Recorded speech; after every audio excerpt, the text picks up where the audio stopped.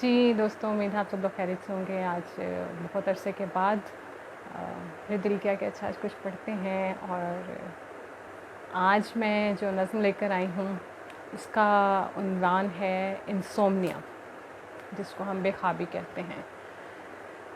اور یہ خاصا مشکل دور ہوتا ہے۔ انسومنیک لوگ جو ہیں وہ میرا خیال ہے بہت بہتر طریقے سے جانتے ہیں کہ اس وقت میں کیا بیت رہی ہوتی ہے۔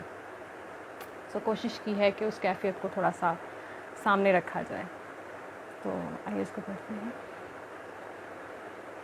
انسومنیا، یہ بد نصیبی ہے یا بے چین روحوں کی نااہلی؟ یہ بد نصیبی ہے یا بے چین روحوں کی نااہلی کہ ہمیں خواب تک میسر نہیں؟ گھڑی کی لے پہ جھپکتی پلکیں کسی فیروزاں تخیل کا پیچھا کرتے کرتے آنکھوں میں سرخ لہریں چھوڑ جاتی ہیں۔ کھڑکی سے اندر جھانکتی رات رقیب ماند ایک ایک کر کے سب ستارے گل کرتی جاتی ہے۔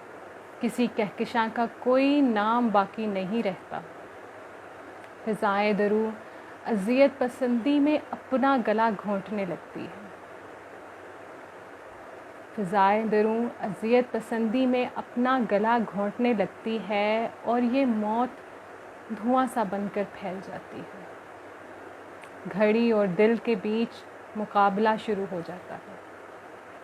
کسی کونے میں رینگتا ہوا منحنی سا حشر بدن پہ چھپکلی سا سرسر آتا ہے۔